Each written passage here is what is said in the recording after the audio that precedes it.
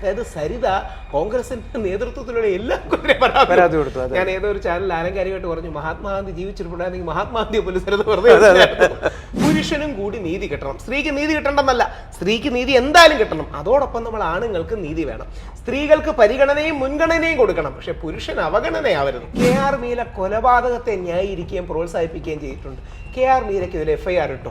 4 പോലീസുകാരെ കൊല്ലാൻ ശ്രമിച്ചു എന്ന് കള്ളക്കഥ തയ്യാറാക്കുന്ന പോലീസുകാർക്ക് അതിജീവിതരുടെ കേസിൽ ദിലീപ് പെട്ടു എന്ന് പറയാൻ എന്തെങ്കിലും മടിയുണ്ടോ? രാഹുൽ ഈശ്വർ മലയാളി ഹൗസിൽ പോയിട്ട് എന്താണ് ചെയ്തത്, നിങ്ങൾ അത് കണ്ടില്ലേ എന്നിങ്ങനെ ചോദിക്കുന്നുണ്ടായിരുന്നു. മാലദ്വീപിലെ ഒരു വ്യക്തി ഉണ്ടായിരുന്നു, ഒരു സ്ത്രീ ഉണ്ടായിരുന്നു. ഇവരോട് അന്ന് കേരള പോലീസിലെ ഒരു പ്രത്യേക ഉദ്യോഗസ്ഥന് ലൈംഗിക താല്പര്യം തോന്നി. രാഹുൽ ഈശ്വറിന്റെ വാക്കുകളല്ല കേട്ടോ, CBI ചാർജ് ഷീറ്റിലെ വാക്കുകൾ ഞാൻ പറയണേ. പോലീസുകാരുടെ പ്രശ്നം ഡീഫോൾട്ട് ആയിട്ട് ആണ് തെറ്റുകാരനാണ്, സ്ത്രീ പറയുന്നതെല്ലാം ശരിയാണ്. ഈ ഒരു മനോഭാവത്തോടു കൂടിയാ പോണേ. പോലീസ് അത് പോകുന്നതിന് 2 കാരണങ്ങളുണ്ട്. ഒന്ന് ബയസാണ്, 2 പോലീസിന് സേഫ് അതാണ്. വിജയബാബുവും ഒരു പെൺകുട്ടിയും തമ്മിൽ ബന്ധത്തിലോ ഇഷ്ടത്തിലോ ഒക്കെ ആയിരുന്നു. ഏതോ ഒരു സിനിമയിൽ റോള് കിട്ടിയില്ല, പെൺകുട്ടി ഉണ്ട്. ബാലേന്ദ്ര മേനോൻ ചില കാര്യങ്ങൾ എന്റെ മുമ്പിൽ വെച്ച് ഒരു സ്ത്രീ പറയുകയാണ്, ഇതാണെന്നോ അല്ലെന്നോ എങ്ങനെ തെളിയിക്കാൻ പറ്റും? ഇവരെ കയറി പിടിച്ചൊന്നും പോലുമല്ല. ബാലേന്ദ്ര മേനോൻ എന്റെ ഫ്രണ്ടിൽ വെച്ച് ചില മോശകരമായ കാര്യങ്ങൾ ചെയ്തു എന്ന് പറയാൻ. റേപ്പിനെ പോലെ വേദനാജനകമാണ് വ്യാജ റേപ്പ് പരാതി. മഹാനായ സംവിധായകൻ, ഇതിഹാസ തുല്യനായ സംവിധായകൻ സജി ചെറിയാൻ സാർ പറയുന്ന ശ്രീ രഞ്ജിത്ത് ഒരു പുരുഷൻ ഇവന്റെ നഗ്നചിത്രങ്ങൾ എടുത്തു, ഒരു കാര്യമില്ലാതെ രേവതി മാഡത്തെയൊക്കെ വലിച്ചടിച്ചു. 2012 വെച്ചാണ് സംഭവിച്ചതെന്ന് പറഞ്ഞു. ഹണീറോസുമായിട്ടുള്ള വ്യത്യാസം എന്താന്ന് പറഞ്ഞാൽ ഹണീറോസ് വിമർശനം സ്വീകരിക്കാൻ മടി കാണിക്കുന്നു.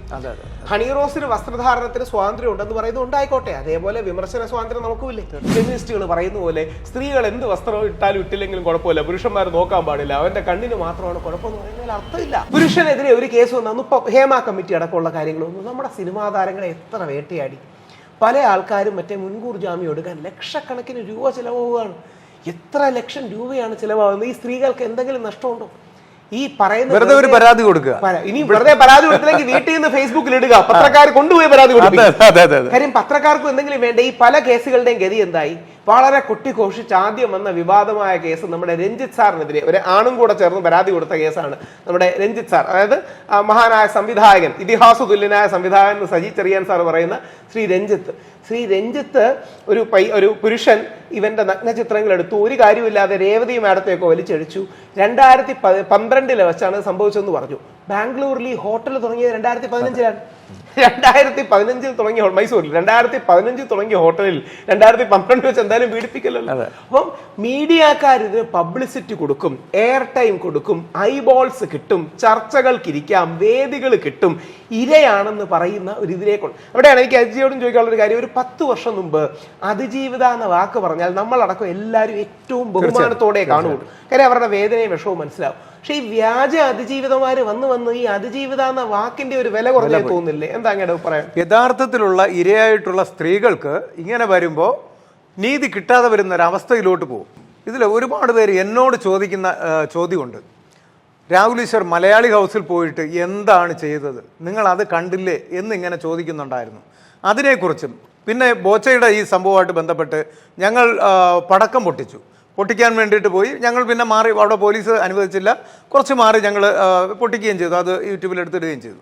അപ്പോൾ ഇതിനെക്കുറിച്ച് എന്താണ് 2 കാര്യങ്ങളെ കുറിച്ച്? വ്യത്യസ്ത സമീപനങ്ങൾ ഉണ്ടാകാം. നമ്മുടെ എല്ലാം ലക്ഷ്യം ഒന്നാണ്. നമ്മുടെ ഇന്ത്യയുടെ സ്വാതന്ത്ര്യ സമരം പോലെ ചില ആൾക്കാർക്ക് സമാധാനമാണ്, ചില ആൾക്കാർക്ക് ഊർജ്ജസ്വലതയാണ്, ചില ആൾക്കാർക്ക് വിപ്ലവമാണ്.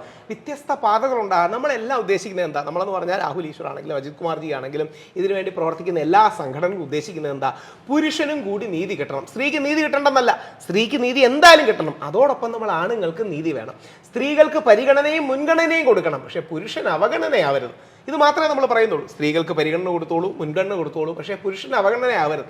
അവിടെയാണ് ഞാൻ പറഞ്ഞത്, ബോച്ചയ്ക്ക് മാല ഇടുന്നത് ബോച്ചയ്ക്ക് മെച്ചമായ ഒരു സന്ദർഭത്തിൽ, ഉദാഹരണം ബോച്ച വീട് നിർമ്മിച്ചു കൊടുക്കുന്ന സാഹചര്യത്തിൽ, ആയിരക്കണക്കിന് ആൾക്കാർക്ക് ജോലി കൊടുക്കുന്ന സാഹചര്യത്തിൽ, 10-14 ലക്ഷം പേർക്ക് രക്തദാനത്തിലേക്ക് ബോച്ചയ്ക്ക് കൊണ്ടുവരാൻ കഴിയും. അപ്പോഴാണ് ബോച്ചയ്ക്ക് മാല ഇടേണ്ട ഒരു സാഹചര്യം എന്നുള്ള. 2, മലയാളി ഹൗസിനെ കുറിച്ചുള്ള എല്ലാ വിമർശനങ്ങളും ഞാൻ സ്വീകരിക്കുന്നു. 2013 അതായത് ഇന്നേക്ക് 12 വർഷം മുമ്പാണ് മലയാളി ഹൗസ് എൻ്റെ വ്യക്തി ജീവിതത്തിലെ വളരെ വ്യക്തിപരമായ നല്ല 100 ദിവസങ്ങളായിരുന്നു. അതിലുള്ള ബഹുഭൂരിപക്ഷം ആൾക്കാരോടും നല്ല സൗഹൃദമാണ്. ഈ ബിഗ് ബോസ് എന്ന ടീം തന്നെയാണ്. ബിഗ് ബോസിന്റെ ആദ്യ രൂപമാണ് മലയാളി ഹൗസ്. അതിനുശേഷം ബിഗ് ബോസിന് തരികിട സാബും ഒക്കെ ബിഗ് ബോസിന് പോയി വിജയിച്ചപ്പോൾ എനിക്ക് നന്ദിയൊക്കെ പറഞ്ഞിട്ടുണ്ടായിരുന്നു. അത് വലിയൊരു സോഷ്യൽ എക്സ്പെരിമെന്റ്. അവിടെ വിജയിച്ചായിരുന്നു. ഞാനാണ് ബിഗ് ബോസിന്റെ വിന്നർ ഞാനായിരുന്നു. ബിഗ് ബോസിന്റെ ആദ്യ വിന്നർ മലയാളി വിന്നർ ഞാനായിരുന്നു. ബിഗ് ബോസിന്റെ സാബു ഒരുപാട് പേര് എന്നെ ഇന്ററാക്ട് ചെയ്തിട്ടാണ് വീണ്ടും ബിഗ് ബോസിലൊക്കെ പോയത്. അപ്പോൾ അതൊരു സോഷ്യൽ എക്സ്പെരിമെന്റ് ആണ്. ആ സോഷ്യൽ എക്സ്പെരിമെന്റ് നിങ്ങൾക്ക് വിമർശനം പറഞ്ഞാൽ ആ വിമർശനത്തെ ഞാൻ ബഹുമാനത്തോടെ സ്വീകരിക്കും. നിങ്ങൾ അങ്ങനെ തന്നെ വിമർശനം പറഞ്ഞു കഴിഞ്ഞാൽ നിങ്ങൾ പിന്തിരിപ്പനാണ്, നിങ്ങൾ മോശക്കാരനാണ്, നിങ്ങൾ പുരുഷത്വത്തെ അപമാനിച്ചു എന്നൊക്കെ പറഞ്ഞ് ഹണി റോസ് കൊടുത്തോളം കേസ് കൊടുക്കില്ല. അത് 10 വർഷത്തിന് മേളിലായില്ലേ? 2013 ഏപ്രിൽ മെയ് കാലഘട്ടത്തിൽ, അതായത് 12 വർഷം അതിന്റെ വിമർശനങ്ങൾ ഞാൻ ബഹുമാനത്തോടെ സ്വീകരിക്കുന്നു. അതിൽ എന്നെ വിമർശിച്ചവരോട് ഞാൻ പറഞ്ഞത് ഞാൻ റെസ്പെക്റ്റോടുകൂടി ആ എല്ലാ വിമർശനങ്ങളും സ്വീകരിക്കും. ഇവിടെ ഹണി റോസുമായിട്ടുള്ള വ്യത്യാസം എന്താന്ന് പറഞ്ഞാൽ ഹണി റോസ് വിമർശനം സ്വീകരിക്കാൻ മടി കാണിക്കുന്നു. ഹണി റോസിന് വസ്ത്രധാരണത്തിന് സ്വാതന്ത്ര്യം ഉണ്ടെന്ന് പറയുന്നത് ഉണ്ടായിക്കോട്ടെ, അതേപോലെ വിമർശന സ്വാതന്ത്ര്യം നമുക്കുമില്ലേ? തീർച്ചയായിട്ടും. ഞാൻ ഹണി റോസിനെ വിമർശിക്കുമ്പോൾ അല്ലെങ്കിൽ ഒരു കാര്യം ചെയ്യുമ്പോൾ നാട്ടുകാരെന്നെ വിമർശിച്ചോടെന്ന് പറയാൻ കഴിയുമോ? ശരിയാണ്, അസഭ്യം പാടില്ല, ആഭാസം പാടില്ല, ഓക്കെ. പക്ഷേ ഹണി റോസ് പ്രതിഷേധം നേരിടേണ്ട സമയങ്ങളിലോ വിമർശനം നേരിടേണ്ട സമയങ്ങളിലോ അത് തനിക്ക് പറ്റില്ല എന്ന് പറയാൻ, അതിന്റെ ഉദാഹരണം പറയാം. എനിക്കെതിരെ എന്താ കേസ്? ഇപ്പം നമ്മുടെ ഈ ചർച്ച കഴിഞ്ഞ് പ്രേക്ഷകർ ഞാൻ പറയാണ്, ഞാൻ നമ്മുടെ എറണാകുളം സെൻട്രൽ സ്റ്റേഷനിൽ പോയി മൊഴി കൊടുക്കാൻ എന്നെ വിളിച്ചിട്ടുണ്ട്. അവിടെ കൂടെ മൊഴി കൊടുത്തിട്ട് വേണം എനിക്ക് തിരിച്ചു പോകാൻ. എന്തിനായി മൊഴി കൊടുക്കുന്നത്? ഹണി റോസിനെ വിമർശിച്ചു. നേരെ തിരിച്ചു പോയിട്ട് KR മീര കൊലപാതകത്തെ ന്യായീകരിക്കുകയും പ്രോത്സാഹിപ്പിക്കുകയും ചെയ്തിട്ടുണ്ട്. KR മീരയ്ക്ക് ഒരു FIR ഇട്ടു.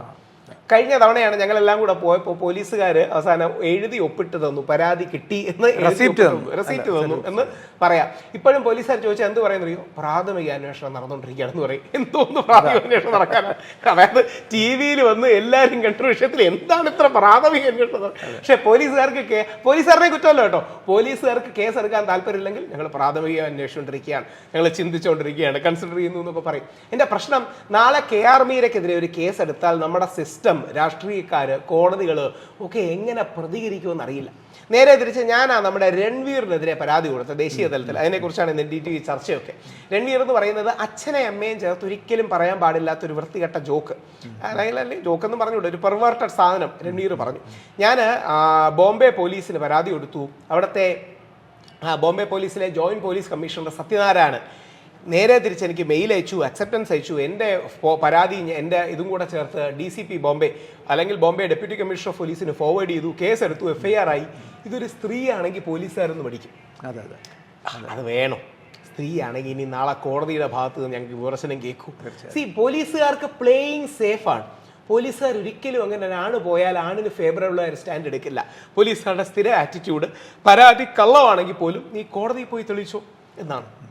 ഇല്ലെങ്കിൽ പരാതി കൊടുത്ത ഏതെങ്കിലും വ്യാജ പരാതി കൊടുത്തവർക്കെതിരെ പരാതി എടുത്താണ് നിങ്ങൾക്കറിയാം. ഉദാഹരണം നിവിൻ പോളിയുടെ ഭാഗ്യത്തിനാണ് നിവിൻ പോളി കൊച്ചിയിലുണ്ടായിരുന്നത്. നിവിൻ പോളി ദുബായിലായിരുന്നു. നിവിൻ പോളി ഒരു അറസ്റ്റ് ചെയ്യുമായിരുന്നു. നിവിൻ പോളി ഡിസംബർ 14, 15, 16 തീയതികളാണെന്ന് തോന്നുന്നു. നിവിൻ പോളി ഈ പെൺകുട്ടിയെ റേപ്പ് ചെയ്തു. ഒരു പെൺകുട്ടി TV എന്ന് പറഞ്ഞു. വലിയ ചർച്ചയായി, തർക്കമായി.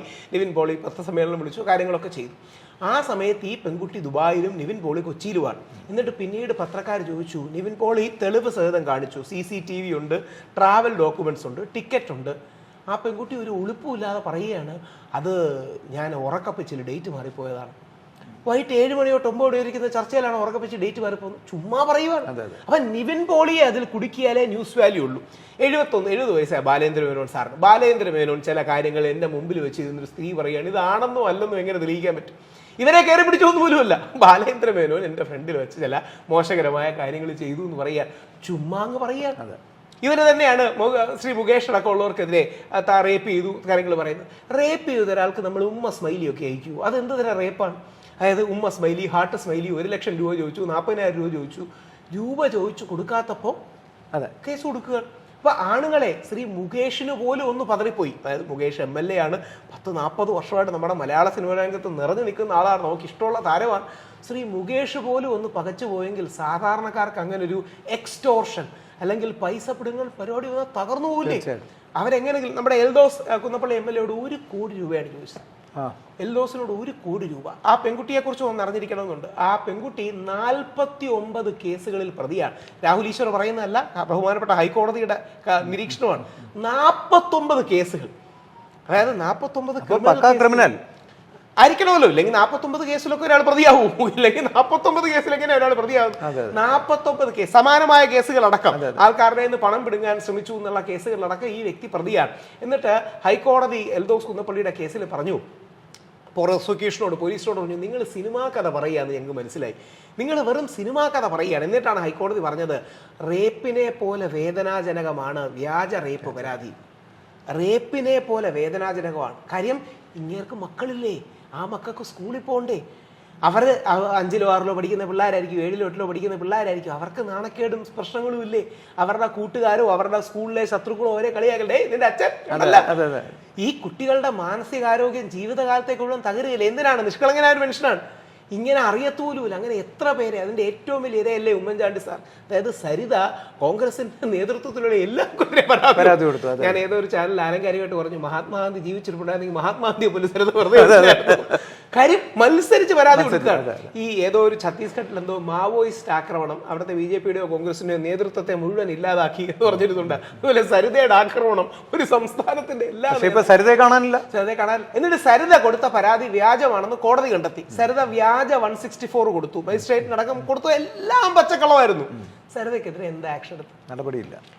നിവിൻ പോളിക്കെതിരെ വ്യാജ പരാതി കൊടുത്ത ആൾക്കെതിരെ എന്താ നടപടി എടുത്തത്? നമ്മുടെ ഇദ്ദേഹം വിജയബാബുവും ഒരു പെൺകുട്ടിയും തമ്മിൽ ബന്ധത്തിലോ ഇഷ്ടത്തിലോ ഒക്കെ ആയിരുന്നു. ഏതോ ഒരു സിനിമയിൽ റോള് കിട്ടിയില്ല, ആ പെൺകുട്ടി കൊണ്ടുവരും കേസ് കൊടുത്തു. ഇവർക്കൊക്കെ ജീവിക്കണ്ടേ? എത്ര കാശാ ചെലവാകുന്നത്? ഇവരൊക്കെ ആണെങ്കിൽ പിടിച്ചു നിൽക്കാനെങ്കിലും പറ്റും, നമുക്കൊക്കെ ആണെങ്കിലും. അതായത് ഇവരൊക്കെ ഇവരുടെ കോൺടാക്ട് വഴി വേറെ മൊബൈൽ ഫോണൊക്കെ എടുത്തപ്പോൾ സിദ്ദിഖ് സാറിനെ കിട്ടിയില്ല, നേരെ പുള്ളിയെ അറസ്റ്റ് ഒരു മാനക്കേട് ഒഴിവാക്കാനായി കേരളത്തിന് വെളിയിൽ എവിടെയോ പോയി നിന്നു, എവിടെയെങ്കിലുമൊക്കെ പോയി നിന്ന് കാണും അദ്ദേഹം. അദ്ദേഹത്തെ പോലുള്ളവർക്ക് അങ്ങനെ രക്ഷപ്പെടാം, നമ്മളെ പോലുള്ളവർക്കും. സാധാരണക്കാർ ജയിലിൽ പോകുന്നുണ്ട് ഒരുപാട് പേര്. ആ ജയിലിൽ പോയി കഴിഞ്ഞാൽ ജീവിതകാലം മുഴുവൻ റേപ്പിസ്റ്റ്. അവിടെയാണ് ഒരിക്കലെങ്കിലും ജയിലിൽ പോയി 2 ദിവസമോ 3 ദിവസമോ ജയിലിൽ കിടന്ന ഒരു കാര്യവും ഇല്ലാതെ പോലീസുകാർ ചെയ്യില്ല. ശ്രീ ദിലീപിനെതിരെ പലരും പറയുന്ന ഏറ്റവും വലിയ ആരോപണം എന്താ അറിയോ? ദിലീപ് 86 ദിവസം ജയിലിൽ കിടന്നില്ല. ഒരു കാര്യമില്ലാതെ പോലീസുകാർ 86 ദിവസം ജയിലിലിടുവോ? ഒരു കാര്യമില്ലാതെയാണ് 50 ദിവസം നമ്പിനാരാണ് ജയിലിൽ കിടന്നത്. ഇന്ത്യ കണ്ട ഏറ്റവും വലിയ ശാസ്ത്രജ്ഞന്മാരിൽ ഒരാളാണ്. ഈ മനുഷ്യനെ ഒരു കാര്യവുമില്ലാതെ 50 ദിവസം ജയിലിലിട്ടു. എന്താ കാര്യം എന്നറിയാവും? അന്ന് മറിയം റഷീദ എന്ന് പറയുന്ന മാലദ്വീപിലെ ഒരു വ്യക്തി ഉണ്ടായിരുന്നു, ഒരു സ്ത്രീ ഉണ്ടായിരുന്നു. ഇവരോട് അന്ന് കേരള പോലീസിലെ ഒരു പ്രത്യേക ഉദ്യോഗസ്ഥന് ലൈംഗിക താല്പര്യം തോന്നി.